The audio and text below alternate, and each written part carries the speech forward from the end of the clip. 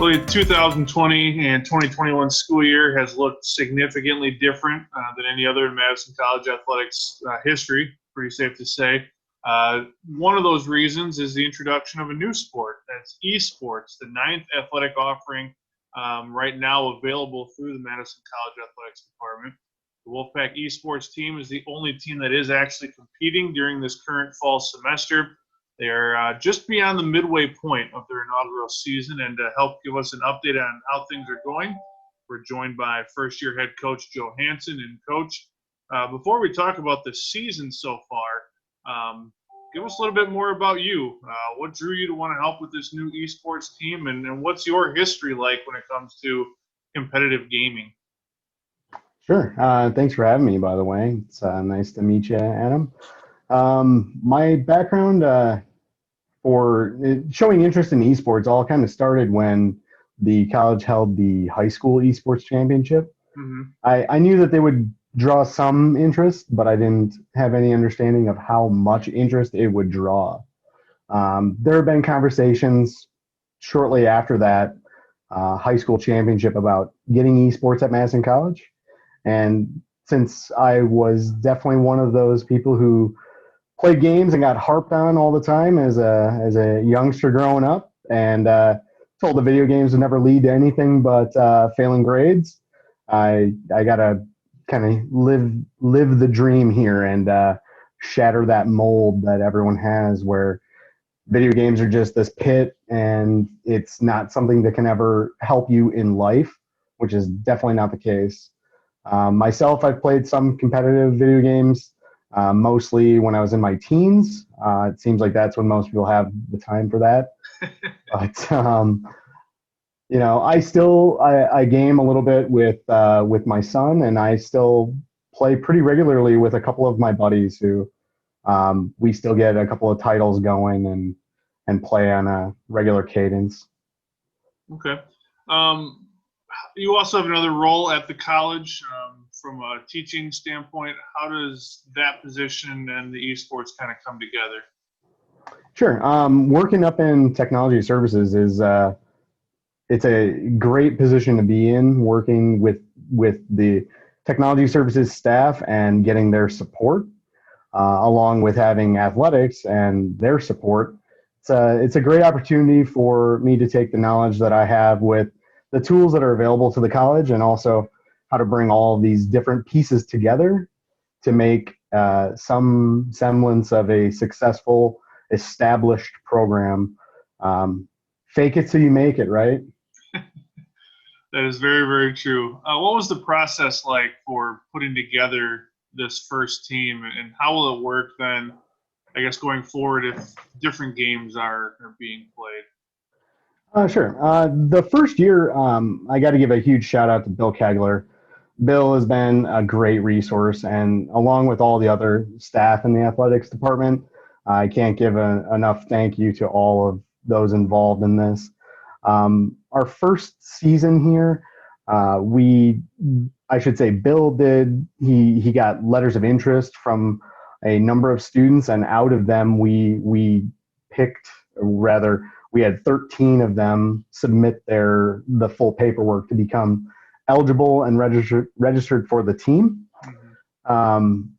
Out of that group, we kind of had already selected the games that we thought would be more crowd pleasers than some of the other ones. Also, just not knowing how the college would react to some of the titles early on until they understood kind of the mentality of competitive video games, and breaking again some of those old molds that linked violence in real life to violent video games, which has been debunked a number of times, yet people don't ever remember it being debunked. They only remember the story from the 80s, that if you played a first-person shooter game, you were likely to have those same tendencies in real life, which is not the case at all. Out of that, we picked the 4 titles that we're going to play this year, which are Super Smash Bros. Ultimate, Rocket League, Overwatch, and Madden 21.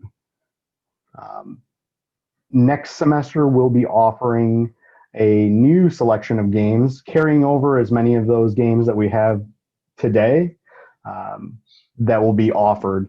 Some titles are offered for large lengths of time, like Smash Brothers and Rocket League. Others, like Overwatch and Madden. The sporting titles, like Madden, FIFA, and NBA, they all kind of rotate and kind of align with the regular seasons. So we're going to be rolling over to, I believe, FIFA and NBA 2K this spring. So hopefully we get some more interest from students who play basketball and play soccer. So they probably play those same video games, and they're always Generation Esports is the governing body along with the NJCAA, and they have a number of advisory committees that make the title selections per year based on interest and also based on what historically has been proven to be successful. So we're starting here in mid-November, week 6 of your season. You'll take a little bit of a break for Thanksgiving and then have another week of the regular season in December. At this point, I guess, how would you kind of summarize what you've seen so far and what this team has done? I would say early on, I felt like many of our teams felt like they were fish out of water. The competition came on very strong. I think in our first week alone, we played top 5 teams across 3 of the titles. So it was just a bad draw.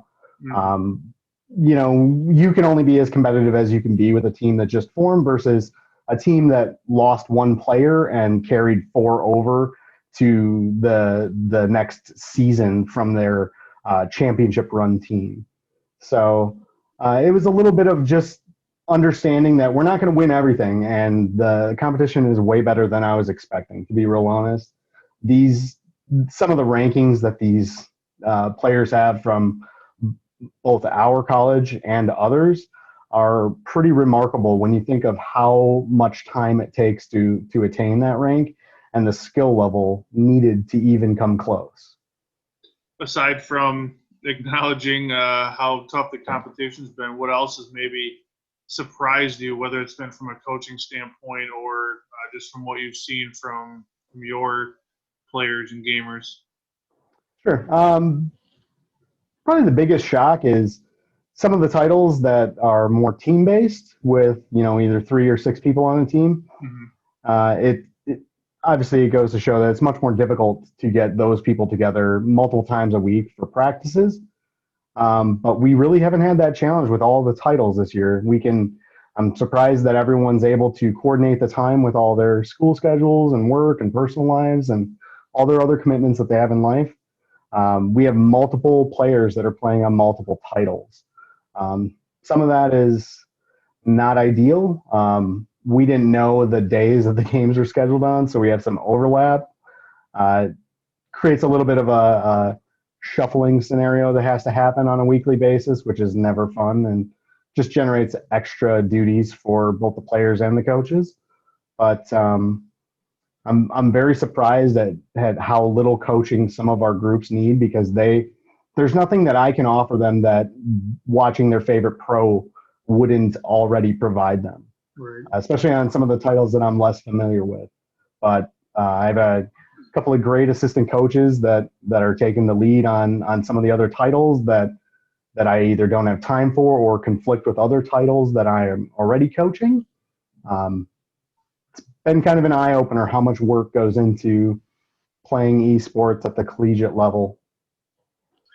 Now, COVID, the pandemic has, completely altered the sporting landscape, especially at Madison College. You are the only team competing in this fall semester. Now, that being said, your athletes are all doing it from their couches, their basements, their bedrooms, wherever they do their gaming. So logistically, what's that been like for you trying to have everybody together for practices and actual competitions when they're all still doing it from home or wherever they might be?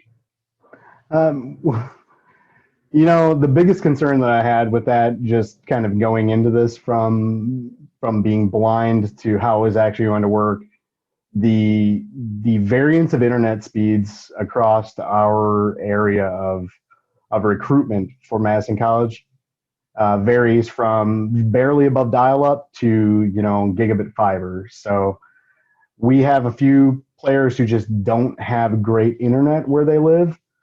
That is posing a little bit more of a challenge than I would expect. Fortunately, we haven't had any issues where we've had to forfeit a game due to it. However, we have come close. Teams are always willing to give you a reset on something if there's no score and it's like just a minute or two into the game. But of course, that's never when the disconnects occur.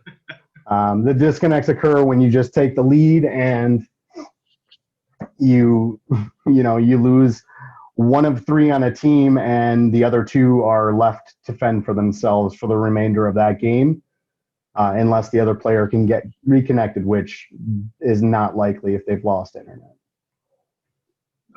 I know a lot of people that do want to follow and have an interest in this team and sport.